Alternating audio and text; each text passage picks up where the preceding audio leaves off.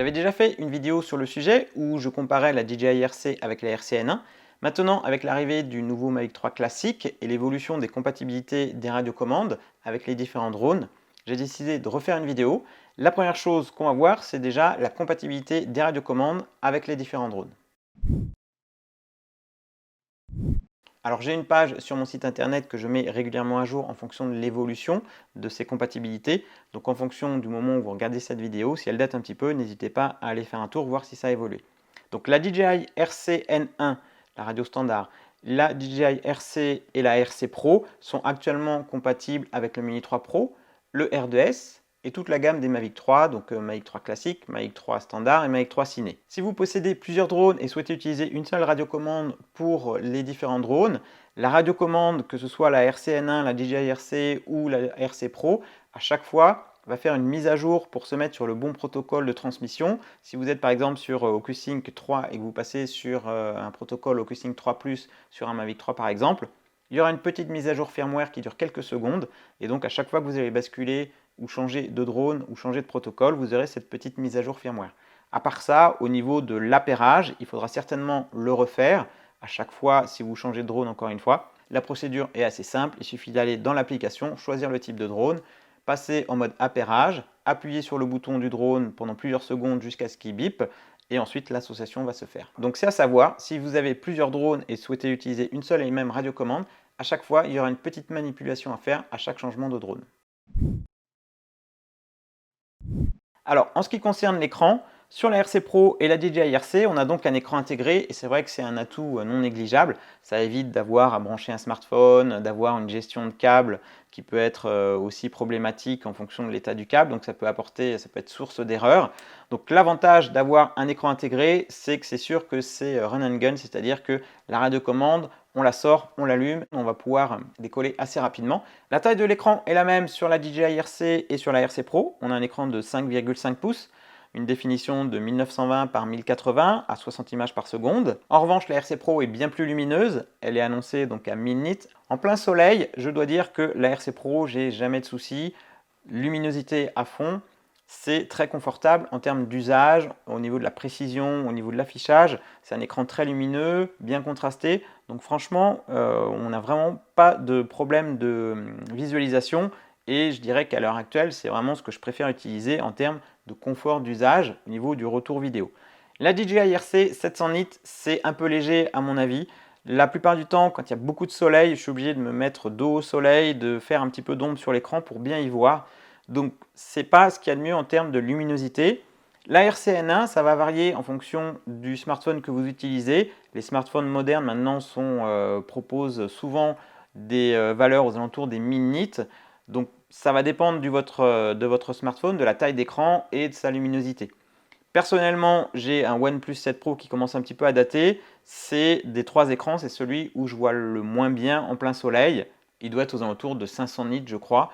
Donc c'est vraiment le moins agréable en termes d'utilisation, surtout lorsqu'il y a du soleil. En termes de reflet, encore une fois, la RC Pro garde l'avantage.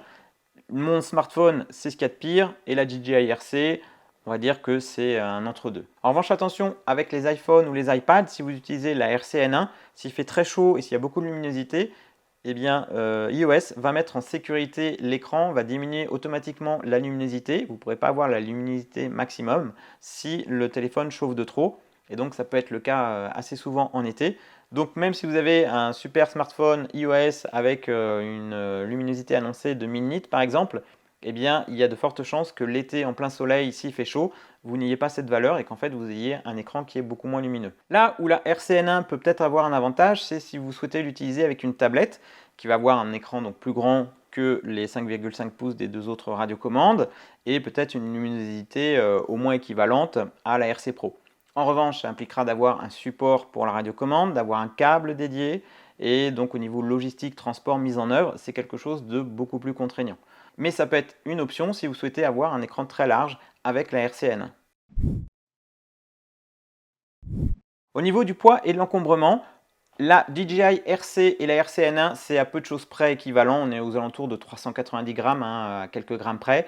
Au niveau de l'encombrement, la DJI RC est un tout petit peu plus haute, mais dans un sac à dos, ça fait très peu de différence. Au niveau de l'encombrement, on est à peu près similaire entre la RC-N1 et la DJI RC.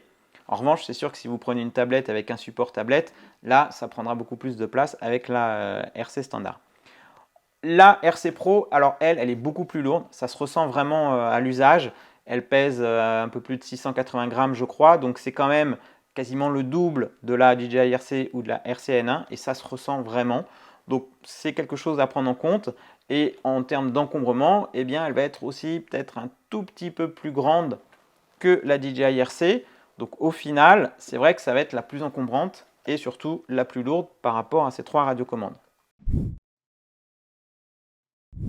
Avec ces trois radiocommandes, on va trouver des accessoires disponibles pour, par exemple, protéger du soleil, que ce soit pour la RC-N1, il faudra que ce soit adapté au smartphone ou à la tablette. Sur la DJI RC, on a des accessoires également par soleil, même si c'est un peu moins adapté selon moi, et pareil sur la RC Pro. Sur la DJI RC et la RC Pro, on va trouver également donc deux vis en dessous qui permettent de visser un tour de cou pour accrocher la radiocommande. Au niveau de l'autonomie, on a des batteries intégrées sur ces trois radiocommandes, donc a priori on ne peut pas les changer, enfin en tout cas pas soi-même. L'autonomie de la RC-N1 est annoncée de 3 à 4 heures, suivant si la radiocommande recharge le smartphone ou pas.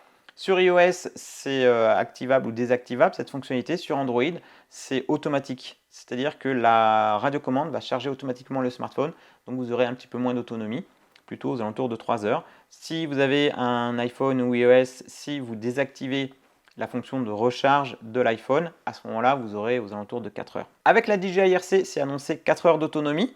Et avec la RC Pro, c'est 1 heure de moins, donc c'est 3 heures. Donc au niveau de l'autonomie, je dirais que la DJI RC garde l'avantage. Et surtout, ça va dépendre en fonction de ce que vous faites au niveau de l'usage, si vous avez tout le temps la luminosité au maximum, etc. La RC Pro, je ressens quand même qu'il y a moins d'autonomie que la DJI RC. Je suis obligé de la recharger plus souvent à l'usage. Et d'autant plus que la RC Pro, on peut l'utiliser un petit peu en mode tablette, on le verra tout à l'heure, mais on a des fonctionnalités un petit peu différentes. Ce qui fait qu'au niveau de l'autonomie, la RC Pro, eh bien, c'est un petit peu moins que la DJI RC.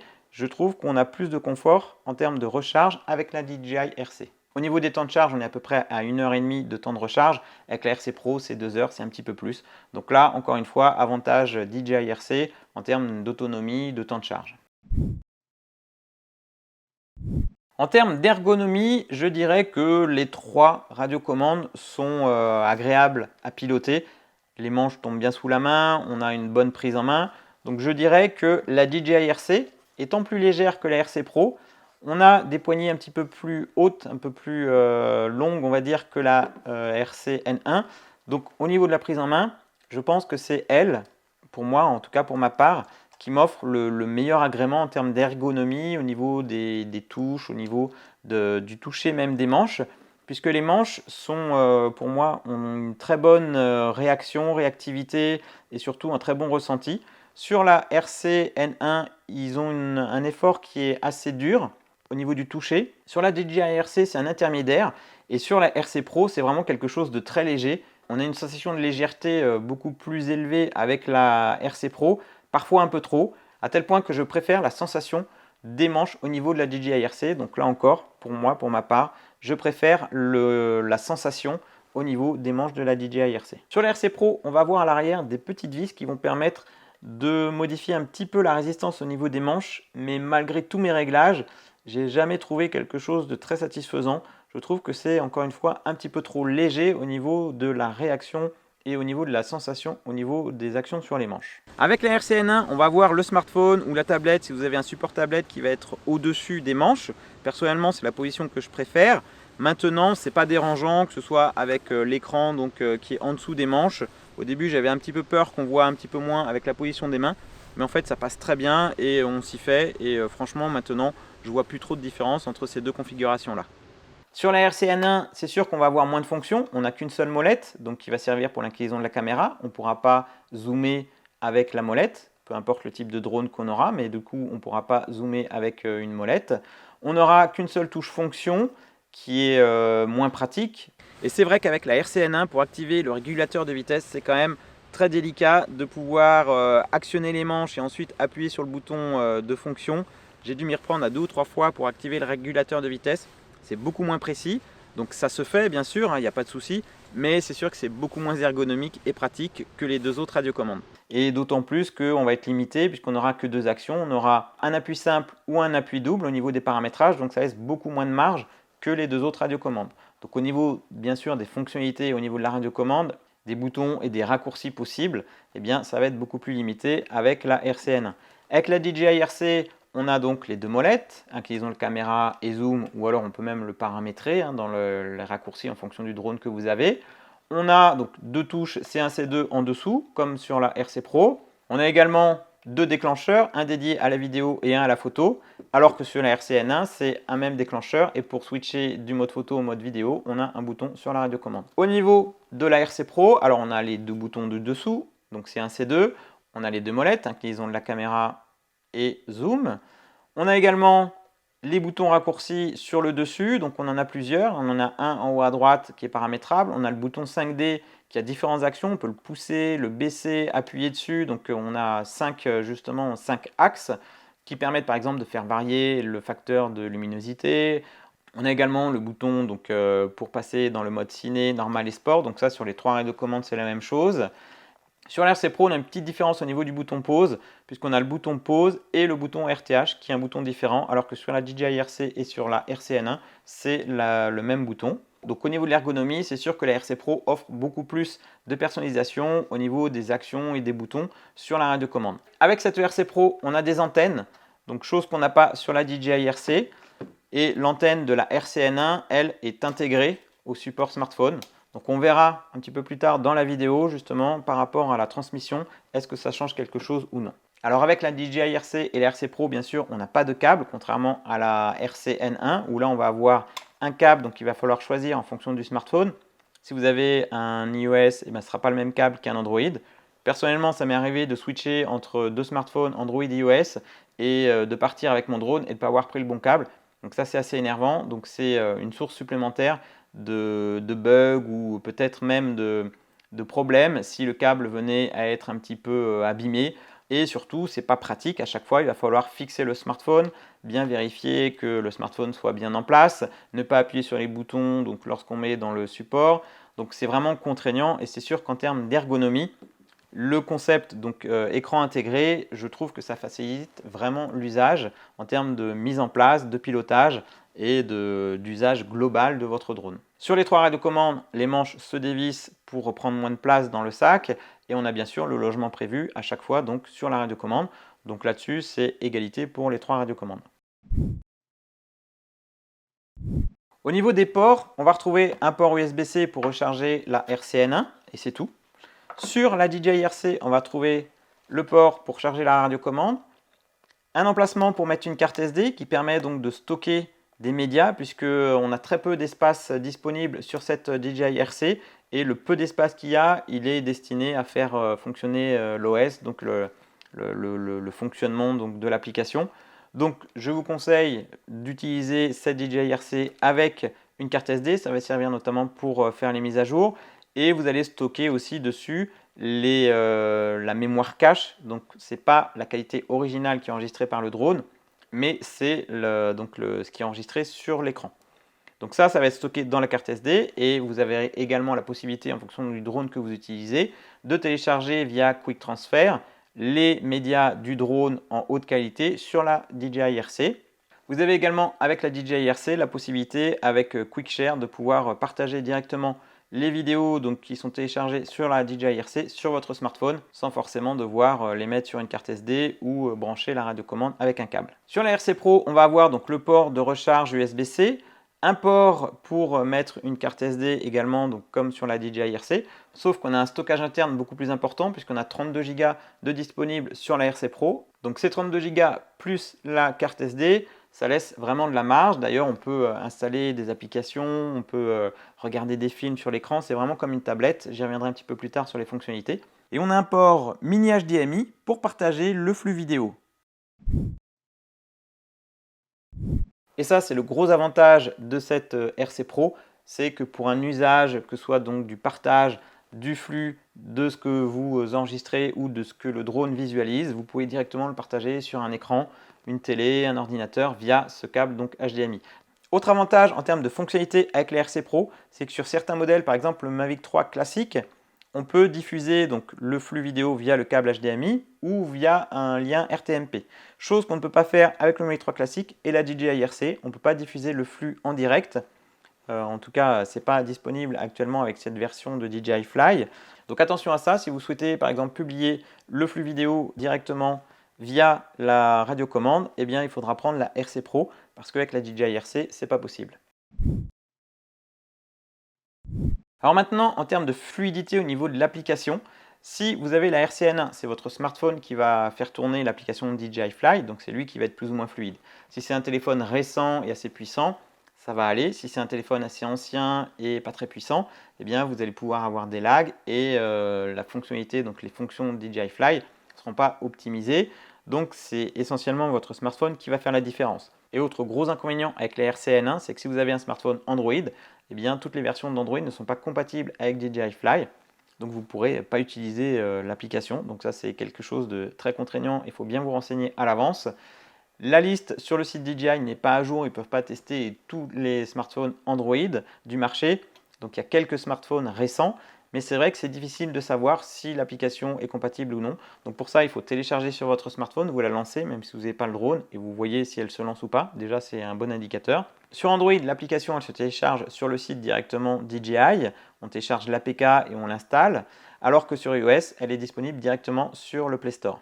En revanche, sur la DJI RC, on a des capacités au niveau du processeur qui sont un peu moins véloces que sur la RC Pro et ça se ressent. Ça se ressent notamment si on lui demande beaucoup de choses. Alors moi j'enregistre souvent l'écran pour faire mes tutos et lorsque je fais par exemple du tracking plus l'enregistrement de l'écran, j'ai des lags assez flagrants et l'écran peine à se rafraîchir. Donc dès que je veux accéder dans le menu, eh bien, je vois que la DJI RC est un peu à la peine, surtout avec le Mavic 3 classique. Peut-être qu'il demande plus de ressources au niveau de la transmission, au niveau des données, mais c'est vrai que sur certaines fonctionnalités, si on en demande beaucoup à la DJI RC, on va avoir quelque chose qui va commencer à bugger un petit peu et à ne pas être très fluide.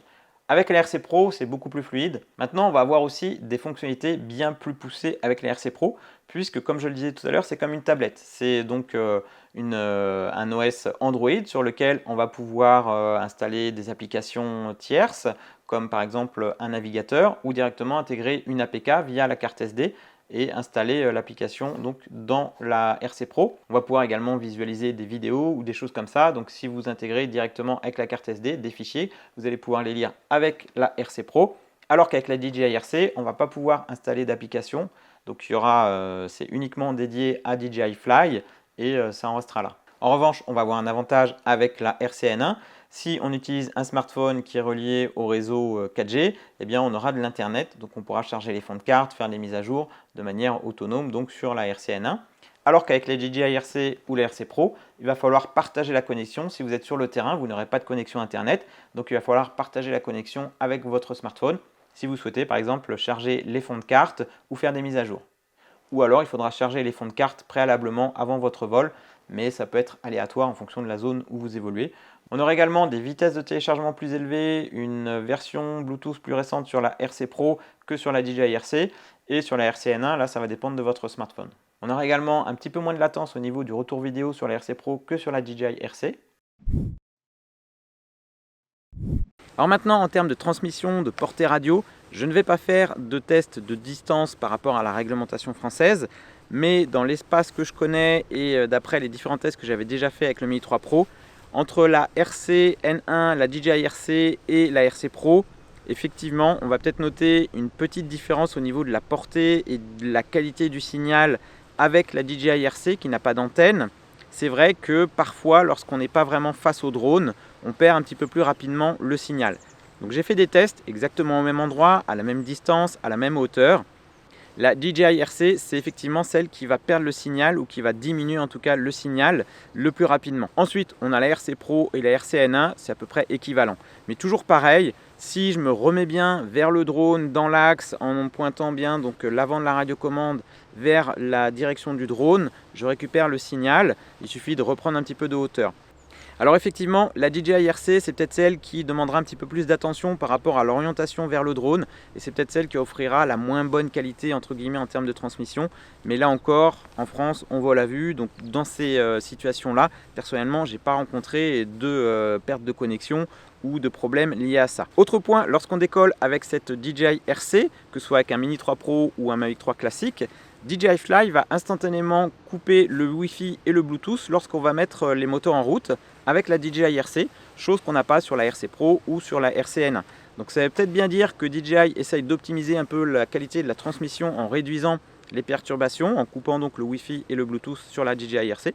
On peut réactiver le Wi-Fi ou le Bluetooth une fois que le drone est en l'air, mais c'est vrai que c'est peut-être un signe et que effectivement avec la DJI RC, peut-être que le signal est un tout petit peu moins puissant ou performant, on va dire, qu'une RC Pro avec des antennes ou la RCN. Alors maintenant, on va voir au niveau du tarif. Donc la plupart du temps, la RCN1, elle est inclue donc dans le pack du drone que vous achetez. La DJI RC, elle est disponible séparément à 299 € et la RC Pro, elle est disponible à 999 €. Donc la RC Pro, c'est vraiment un budget énorme, je trouve, pour ce qu'elle apporte de plus. Donc il faut vraiment en avoir l'usage, pour une utilisation professionnelle, pour un partage de flux via le câble HDMI, pour une utilisation autre que la RC en l'utilisant en fonction tablette ou autre. Mais donc c'est un confort, c'est sûr que c'est très agréable, la luminosité est vraiment appréciable. C'est un des écrans les plus agréables que j'ai pu tester en vol. Maintenant, je pense que la DJI RC, pour un prix plus contenu, offre quasiment les mêmes possibilités en termes de vol avec votre drone. Donc c'est juste du confort, mais ça se paye le prix cher quand même avec la RC Pro. Je trouve que le rapport qualité-prix de la DJI RC est plutôt bien. Elle est légère, donc ça encore une fois c'est plus appréciable que la RC Pro. Et même si voilà, l'écran lag un petit peu de temps en temps, elle est un petit peu moins fluide, on a un peu moins de luminosité, c'est un bon compromis. La RCN1, je dois dire que maintenant je l'utilise quasiment plus avec les drones qui sont compatibles avec ces deux radios, parce que c'est vrai que c'est contraignant donc de mobiliser le smartphone. Si vous avez un appel, si vous avez des notifications pendant ce temps-là, eh c'est toujours dérangeant. L'histoire de câble, l'histoire de support, l'histoire de luminosité, donc il y a quand même beaucoup d'inconvénients. Même si j'aime beaucoup la prise en main de la RC N1, eh bien, je préfère maintenant utiliser la DJI RC. Alors maintenant, au niveau de l'investissement, est-ce que ça vaut le coup d'investir dans l'une ou l'autre? Je pense que la DJI RC restera la radiocommande de référence grand public entre guillemets, donc qui est compatible avec les drones cités précédemment, mais également certainement avec les drones qui vont arriver ultérieurement. Je pense également que la RC Pro, elle va être compatible avec les drones qui vont arriver ultérieurement.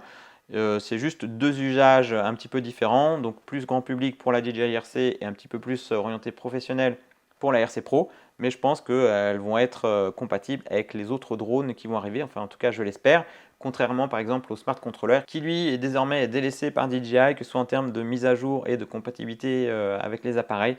Donc je pense que ce sont vraiment la DJI RC et la RC Pro, les deux radiocommandes qui vont perdurer dans le temps avec les futurs drones à venir. Alors maintenant, est-ce qu'il y a un drone plus adapté à une radiocommande, que ce soit le Mini 3 Pro, le R2S, un Mavic 3? Je dirais que non, pas forcément. Personnellement, je privilégie encore une fois, je pense, la DJI RC avec ses différentes gammes de drones parce que ça permet d'avoir une bonne ergonomie, un poids relativement contenu et un encombrement assez faible. Ça rentre dans le pack Flymore des pochettes DJI et c'est relativement suffisant en termes d'écran, même si j'aurais mis un tout petit peu plus de luminosité. Ça reste quand même très utilisable, même quand il y a du soleil. Là, je dirais qu'au niveau de la RC Pro, c'est vraiment le luxe, c'est vraiment le confort. Malheureusement, c'est un petit peu plus lourd que la DJI RC. On a un peu moins d'autonomie, mais c'est un petit peu plus fluide. On a voilà, des fonctionnalités un petit peu plus poussées.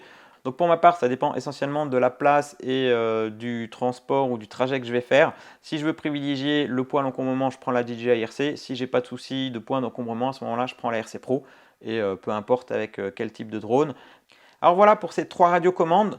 Je ne pense pas que la DJI RC ou même la RC Pro deviennent compatibles avec des gammes plus anciennes comme les Mini 2 ou les Mavic Air 2. Je pense que DJI va privilégier le renouvellement de ces gammes et les futurs drones plutôt que l'inverse. Si ça évolue, bien sûr, je vous tiendrai au courant. Et d'ici là, je vous dis à très bientôt pour de prochaines vidéos. Ciao!